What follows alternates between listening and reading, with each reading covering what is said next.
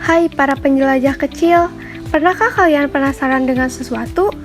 Hari ini kita akan belajar tentang teks laporan hasil observasi.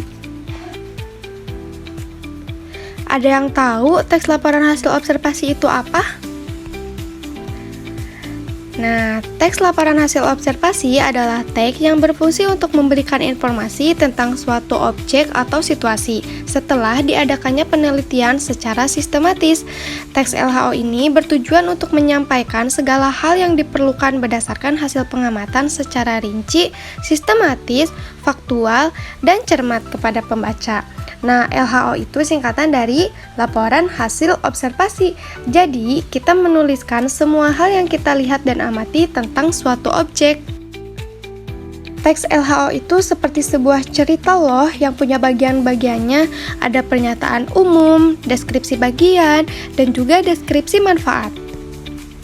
Untuk pernyataan umum ini berisi pembuka atau pengantar hal yang akan disampaikan.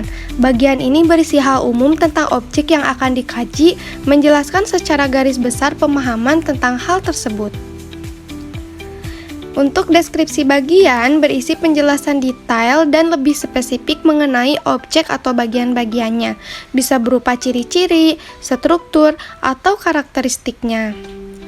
Untuk deskripsi manfaat, menunjukkan bahwa setiap objek yang diamati memiliki manfaat atau fungsi dalam kehidupan. Adapun kaidah kebahasaan teks LHO. Yang pertama, menggunakan verba relasional. Nah, verba relasional biasanya digunakan pada beberapa istilah tertentu. Contohnya yaitu seperti terdiri atas, disebut, merupakan, termasuk, digolongkan. Nah, yang kedua, menggunakan kata penghubung. Penggunaan kata penghubung dalam teks laporan hasil observasi banyak sekali ditemukan. Misalnya yaitu kata penghubung penambahan seperti dan, serta, namun, sedangkan, melainkan, persamaan, tetapi, dan lain sebagainya. Lalu, menggunakan istilah keilmuan. Kaidah kebahasaan pada teks laporan hasil observasi yaitu menggunakan istilah keilmuan yang memiliki beberapa contoh yaitu seperti degeneratif, mutualisme, simbiosis, karnivora, osteoporosis.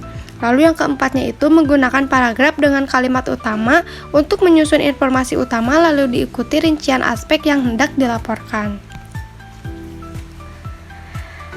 Yuk kita lihat contoh LHO yang sudah jadi. Kalian bisa mencontohnya loh.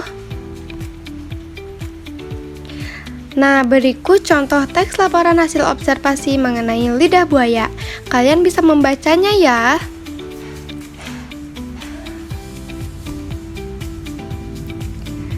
Sekarang saatnya kalian membuat teks laporan hasil observasi sendiri. Pilih objek yang ingin diamati lalu tulis hasil pengamatannya.